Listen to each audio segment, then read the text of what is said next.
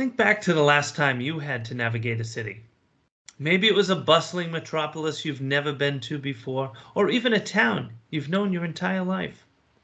No matter the case, I now want you to imagine navigating that place with your eyes closed. It's a task that sounds next to impossible, right? I mean, imagine walking around, not being able to see, knowing when to turn or to step up or step down. Well, for over 340 million people worldwide who are either blind or critically visually impaired, they are tasked every day with that very challenge. Unfortunately, even with such a large portion of our population left to navigate without sight, current wayfinding methods in modern cities are both costly and ineffective for those who can and cannot see. In fact, one US hospital estimated that staff spent over 4,500 hours every year giving directions to those who needed it. We are in a desperate need of a solution to empower our impaired citizens with the liberty of accessibility. Hello, I am your host, Mike Lake, and in today's preview, I will be talking with Anna Wright, CEO of Bindi Maps, a mobile application helping those with vision impairment, wheelchairs, sensory sensitivity, and all of us to more confidently and safely navigate a space, both indoors and out. Innovation, resiliency, discovery. Join Mike Lake, President and CEO of Leading Cities, as we explore the technologies shaping the possibilities of our future with a preview of tomorrow. Hello and welcome, Anna. Thank you so much for joining us on this episode of Preview of Tomorrow. And as always, I want to welcome our listeners, our viewers, for joining us yet again. I'm really excited to introduce you today to Anna Wright. She is the CEO of Bindi Maps. Now, this is a company that has developed a mobile application that empowers users of varying abilities to navigate any space with ease. Anna, as we start with all of our guests, I want to know what motivated you to develop Bindi Maps? Thanks, Mike. Well, a very long time ago, I was diagnosed with an extremely rare retinal disease. And at the time, the doctors were quite surprised that I hadn't gone blind already. So the diagnosis was that I would go blind. And then that sort of sent you down a really wonderful rabbit hole of all sorts of things, including, so at the time I was working in finance and I knew that with screen reader technologies and that sort of thing, that I would be able to do my job. But also at the time, I mean, this was way before COVID and working from home, my big issue was going to be how was I going to use public transport and actually physically get to work? And when I was lecturing at university, how was I going to find a lecture theatre when I didn't know where that particular theatre was? And it just, it's aggravated me. I could use Google Maps outdoors, but what happens when I go indoors? That there was no solution out there. And so that started the journey to come up with a mobile phone application that's fully accessible that will help anyone and everyone navigate unfamiliar buildings and precincts. Well, I mean, that's a powerful story. Thank you for sharing it. But I mean, this is a challenge, as I know you're aware, for many people. Something like 20% of the population, right, have some sort of a disability. Paint a little bit of a picture for somebody who is impaired in some way and is trying to navigate. What is that experience like? I mean, let's face it, all of us that don't have the challenge with that take it for granted every single day, right? We just Yes, yes. But I will say that regardless of ability or disability, we still all get lost. But you're right, sure. For people without a disability, something like Bindi Maps is a convenience that you don't have to go and ask a concierge or find the information desk or try and remember those instructions on the kiosks. But Bindi is actually short for Be Independent, because that's what somebody with a disability really misses out on. So if you wanted to go shopping and you have a vision impairment, it's tricky to do that on your own. So you lose that independence. You've always got somebody with you, or you're needing to find help from somebody. Same if you're in a wheelchair, or same if you've got any sort of type of disability. And it's that independence piece that we want to give back to people through Bindi Maps. And that independence, I mean, that has tremendous impacts on somebody's, I mean, with or without a disability, you know, if you don't feel as independent as you would like, it's a stressful situation to find yourself in. Yeah, absolutely. And you know, you might lose independence simply because you've twisted your ankle running, and you don't know, you can't do stairs anymore, but you've got a meeting somewhere, and suddenly you're not independent. You've got to go and find somebody to help you find that lift or however else you're going to get around. But yeah, independence is a big deal to humankind. And you know, coming back to taking it for granted, you bring up a great point. I mean, any one of us could be injured and suddenly have a need for, you know, more accessible options that we probably walked by a million times and had no registering of that, the fact that it was there or where exactly it was. You know, in that sense, I mean, certainly Bindi Maps is something that anybody can use. As you said, we all get lost, and I probably way too frequently. But this is something. It's really a generation beyond, I think, what most of us probably already use. I won't use specific names, but we all have a smartphone, and we all enter addresses into whatever app of our choice we do. I think I already said a name. Oh, okay. Okay. But the point is, sure, it will get us there, but there's already limitations to that. Again, many of which we take for granted, but whether or not there's an accessible route, or what happens when you get to the destination and you're no longer on a street, but you're now inside. What other limitations are there in the current system that people have to operate? Well, you're right with that, Mike. One of the biggest challenges that we had from a tech build point of view was how to replicate something like GPS indoors. So even underground, we can still navigate you because we've come up with the solution that still uses the same sort of maths, which is the trilateration. But it means that we know where your device is in space, which means that we can help you find where you want to go to. Most solutions, like if you're at a kiosk, the kiosk knows where it is, so it can draw a line, but they're not mobile friendly. They're not, it's not the blue dot experience that we can provide. So let's talk about more specifically about Bindi Maps and what it is. So first of all, it's an application, right? We all understand that aspect to it. But why would somebody use Bindi Maps when they might have another application already on their phone? Well, it's always the challenge, isn't it, to find space for people on people's phones. Bindi Maps you'd use if you were about to visit an unfamiliar internal space. So if you had an appointment at a hospital or an appointment at a university, you don't know where you're going to be going, and you want a simple, convenient, without having to rely on somebody else experience that is seamless. So as a user journey, you can park your car in the car park. You can leave a Bindi link on your car, which is my favorite feature because I'm always losing my car in car parks. Get directed straight to your appointment, do your thing, and then you can go straight back to your car.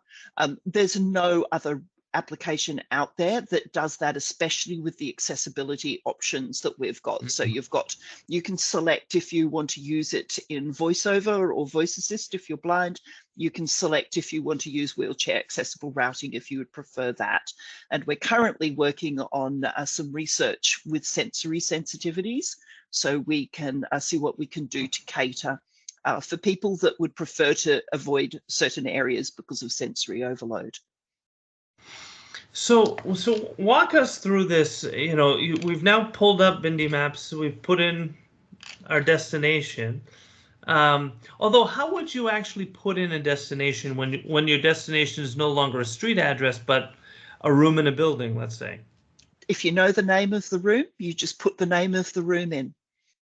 And if for the sites, we also have lists in categories. So let's say you're going shopping, and being a very smart man, you're buying jewelry, and you want to know where all of the different jewelry shops are. So you can just look at the category jewelry, and we will list all of the jewelry shops from the closest to the furthest away for you. So you get a good overview of what's available in the space, as well as being able to find specific destinations.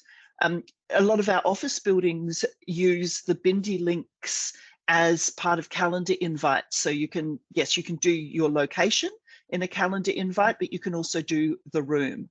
And we're finding that a lot of office building workers are now sort of outsourcing all their knowledge of where that meeting room is to the app. And they just use that to find their meeting rooms. I have to say, the number of times I've been lost on a college campus somewhere, I mean, they have to be the hardest things to navigate, because of course every student knows the name of every building. But if you're visiting that campus, well, there's a good point. They should, or at least the buildings that they're frequenting.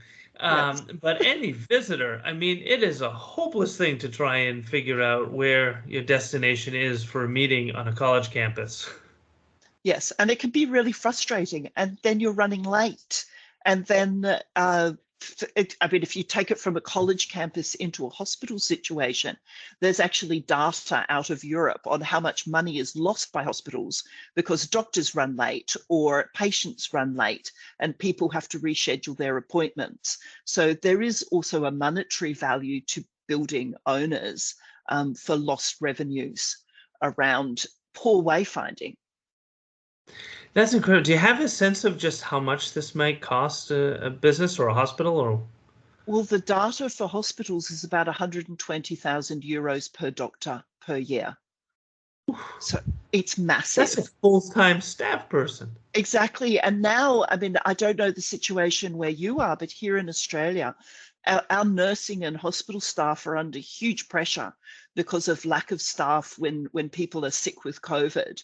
So even if we're talking minutes, like if we can save the nursing unit manager, an hour out of his or her day from giving people directions, it's an hour that person can spend on patient care. So it's not just the money, it's also that time for people. And with the hospitals as an example, we have APIs into lifts as well. So Kone Lifts is a great friend of ours, and it means that for something like the crash team can have priority on the lift. So if they're going to an incident where they need to be at as quickly as possible, they get the fastest route via Bindi Maps, and they also have the lift waiting for them as a priority. So again, we might be talking about saving seconds, but those seconds are very important seconds compared to jewelry shopping. But well, I'm sure my wife would have loved that example. Many do. So, I mean, clearly this is. I started by talking about folks with disabilities, where this can be a huge game changer, right, for being able to navigate. But it's obviously not just limited to that. And perhaps on the monetary side, not just the independent side, but on the monetary side, it's a real business decision to be able to empower people to more easily find you or access your company or your meeting room or your retail shop, whatever it might be. Absolutely. And Mike, at the same time, it's highly anonymized, but we do have heat maps, we do have path maps, so we can see which paths are really busy. So perhaps if so for all the building information people, they just love the data that we can produce to show them what's being used, right down to why is only one computer in emergency being used? why aren't all of the computers being used? Well, turns out all the rest were broken and nobody had any time to call IT. So they're all just there on that one computer. So there are other things that knowing how people, I mean, we talk about smart cities. Smart cities is all about data to make lives better for everyone. So this is something that produces that data and makes the lives better. So yeah, we're really excited about the future with Bindi Maps. Well, on that point, let me ask you the question I ask every guest. Looking 10, 20, 50 years into the future, everybody has Bindi Maps on their, well, whatever device they're using at that time. But what does it mean to have this kind of navigation capabilities at your fingertips for the person, for community, for society at large? Well, the thing that I'm really excited about, Mike, is to get more people with disability included in our societies, to be there, to be able to learn, to create, to contribute. And where I see that as being such a net positive, and I'm just going to use one example. I have a friend who's completely blind. He works for NASA identifying new planets via sound waves. That blows my mind. But then I think, like, what other problems are out there that we approach as able-bodied, sighted people, that there are other solutions that we haven't even thought of. And by bringing that true diversity and inclusion into our world, it's just going to be like, it's going to be an amazing place. And I can't wait. 50 years, let's make it 10 years that we have that. Even and better. We have Bindi Maps everywhere. And we're just all creating and consuming and just getting this world and some of our really major problems solved. Well, I want to thank you for the work you're doing, because clearly this has a tremendous impact on the lives, or it can be the lives of millions, if not billions.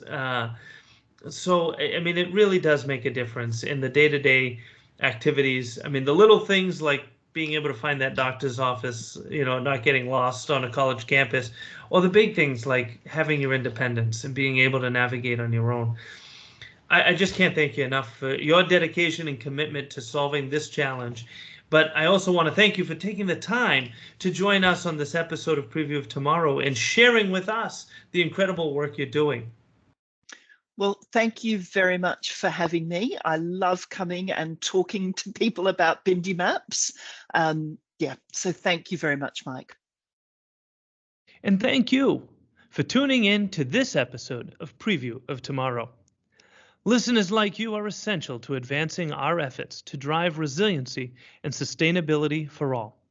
I ask that you give us a rating on Apple Podcasts or whichever streaming platform you prefer.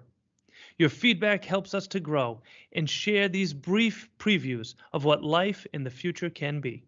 In addition to thanking our guest today, I want to thank Peter Roy and Demetria Bridges for making this podcast possible. If you enjoyed this episode, please subscribe and encourage others to also join us each week in previewing the possibilities of tomorrow.